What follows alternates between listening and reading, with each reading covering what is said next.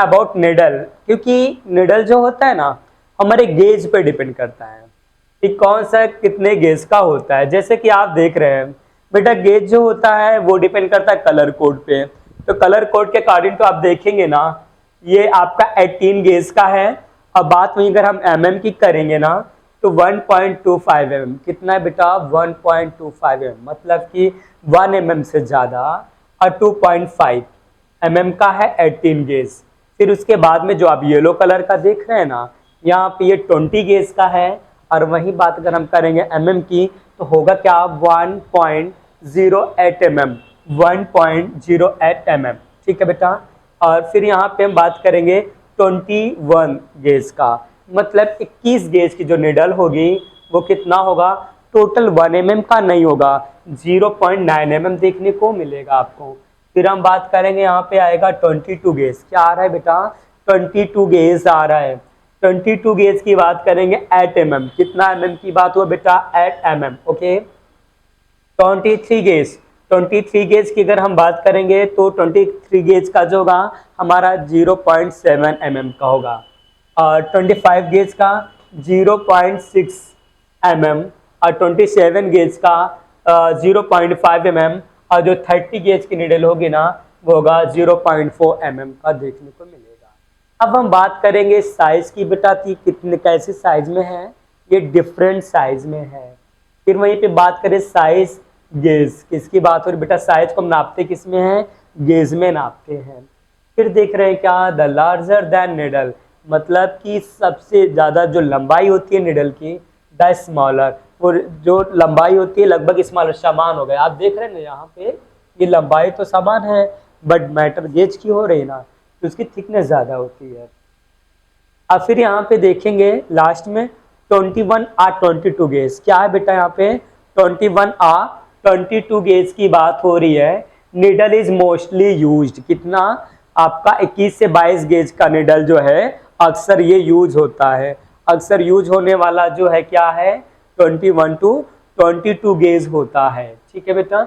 Next देखेंगे, requirements की बात करें कि रिक्वायरमेंट्स कलेक्शन टाइम पे क्या क्या चीज का होगा।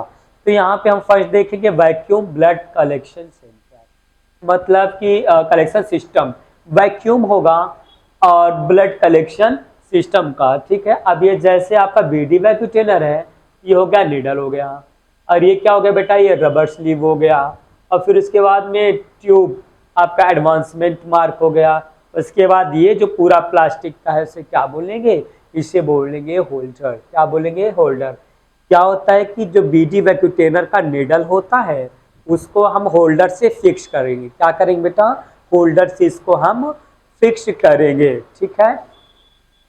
उसके बाद आप अलग अलग करके अगर हम देखना चाहें, ये हमारा होल्डर हो गया, ये पूरा निडल सेट हो गया, निडल का ऊपर का कैपिंग हो गया, फिर आपका ये निडल हो गया, ओके। और ये सारे वायल आप देखेंगे तो पूरा क्रम वाइज है ना। ये सारे वायल में हम क्या करते हैं, सैंपल कलेक्ट करते हैं।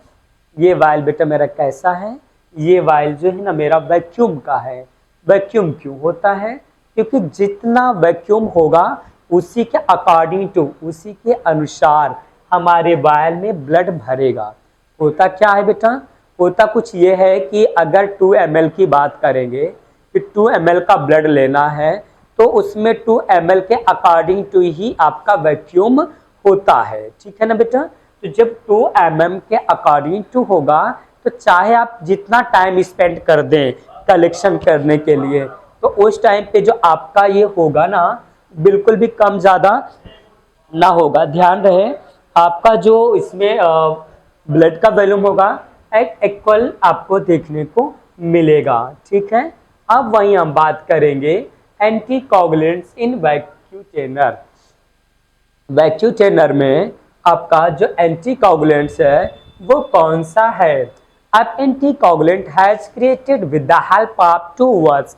First will be anti, anti means होता अगेंस्ट, कोगुलेंट मीन्स होता जमना, मतलब ब्लड जमने के अगेंस्ट जो होगा वो क्या कहलाएगा, वो एंटीकोगुलेंट कहलाएगा, ओके बेटा। फिर हम बात करेंगे, एक कलर इधर दिया गया है कि कौन से कलर की कौन सी वायल होती है। अब ये उसके एंटीकोगुलेंट या उसके वायल के अंदर क्या चीजें हैं, फिर यहाँ पे उसको यूज में हम किस में लेते हैं। तो ये हमारा जो आप देख रहे हैं ना, इसको आपको माइंड मेकअप करना है। जो रेड कलर का होगा नो एंटीकोगुलेंट, उसमें कोई एंटीकोगुलेंट प्रेजेंट नहीं होगा। होगा क्या यूज बेटा, सेरोलॉजिकल, मतलब सेरोलॉजिकल टेस्ट के लिए आप इसको आप यूज करेंगे। फिर बात करते हैं सेकंड, एग्जामिनेशन इन बायोकेमिस्ट्री। किसमें आ रहा है बेटा, एग्जामिनेशन इन बायोकेमिस्ट्री की बातें आ रही हैं। फिर बात करेंगे सोडियम फ्लोराइड। किसकी बात हो रही बेटा, सोडियम फ्लोराइड। सोडियम फ्लोराइड जो है आपका वो किस कलर का होगा, वो ग्रे कलर का होगा। किस कलर का होगा बेटा, वो ग्रे कलर का देखने को मिलेगा। उसमें क्या होता है, ग्लूकोज एस्टिमेशन, मतलब क्या, एस्टिमेशन, ग्लूकोज को जो है एस्टिमेट किया जाता है कि ग्लूकोज का लेवल प्लाज्मा में कितना है। अब आगे हम बात करेंगे ईडीटीए। ईडीटीए का फुल फॉर्म होता है इथालीन डायमीन टेट्रा एसिटिक एसिड। अब हम बात करेंगे बेटा इसको यूजेस की ना, तो ये आएगा आपका हेमाटोलॉजिकल, सेकंड एग्जामिनेशन लाइक, फिर कंप्लीट हेमोग्राम EHR। अब हम बात करेंगे हेमाटोलॉजिकल, जो ब्लड की स्टडी होती है बेटा उससे रिलेट करता, इसमें हम सैंपल का कलेक्शन करते हैं। फिर बात करेंगे यहाँ पे कंप्लीट हीमोग्राम का। हीमोग्राम के लिए जो सैंपल का कलेक्शन होता है वो ईडीटीए में ही होगा। नेक्स्ट आ रहा है 3.2 सोडियम साइट्रेट, मतलब इसमें सोडियम साइट्रेट कितना ऐड होता है बेटा, 3.2 होता है।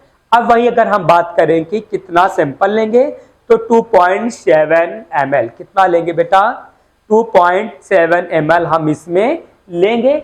और क्या होता है, कोगुलेशन स्टडीज, इसमें क्या करेंगे बेटा, कोगुलेशन की स्टडी करेंगे, लाइक पीटी एपीटीटी। अब हम नेक्स्ट की ओर चलेंगे, क्या होगा बेटा, ग्रीन देखने को मिलेगा। ये हेपेरिन भी हो सकता है और लिथियम भी हो सकता है। अब डिपेंड करेगा बेटा कि लिथियम है या हेपेरिन। तो जो आप यहाँ पे एक तो होगा काफी डार्क होगा ग्रीन, एक होगा बिल्कुल डीप होगा। और इसको हम किस में लेते हैं बेटा, किसके लिए लेते हैं, बोन मैरो स्टडीज, किससे ले लेंगे, बोन मैरो की स्टडी करने के लिए हम इसमें सैंपल लेते हैं। फिर बात करेंगे बेटा साइट्रेट का। साइट्रेट के लिए लेते हैं ब्लड कल्चर। क्या लेते हैं बेटा, ब्लड कल्चर। ध्यान रहे येलो कलर का होगा लेकिन इसमें साइट्रेट होगा। येलो कलर में अगर बेटा नीचे जेल आपको दिख रहा है ना, तो साइट्रेट के लिए सिंपल कल्चर के लिए उसमें ना लेंगे। तो उसमें हम किसके लिए लेंगे, उसमें हम जो लेंगे वो आपको सेरोलॉजिकल या बायोकेमिस्ट्री के लिए लेंगे। और वो साइट्रेट की जगह कहलाएगा क्या, SST, मतलब सीरम सेपरेटेड ट्यूब। अब बात करेंगे बेटा तो सीरम सेपरेटेड ट्यूब क्यों कहलाएगा, क्योंकि उसमें आपका कोई एंटीकोगुलेंट नहीं होता। और अगर हम बात करें साइट्रेट की बेटा, इसमें एंटीकोगुलेंट होता है, क्योंकि भाई कल्चर तो होल ब्लड से लगेगा ना, नहीं तो फिर कैसे ही हो पाएगा।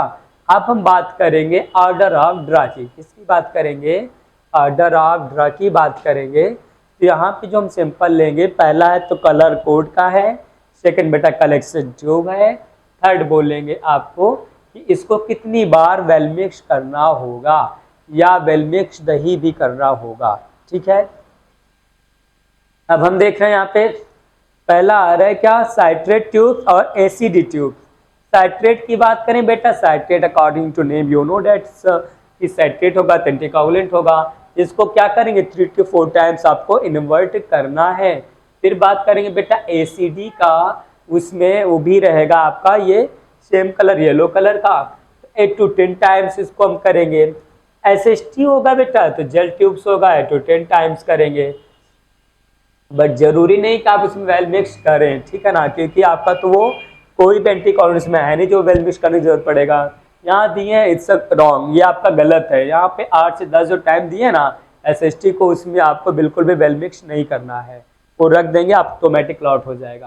प्लेन सीरम की बात करेंगे बेटा तो ये भी सेम चीजें हैं, जैसे ब्लड क्लॉट हो जाएगा तभी आपको सेंट्रीफ्यूज करना है, इसलिए इसको क्या बोलते हैं, क्लॉट एक्टिवेटर।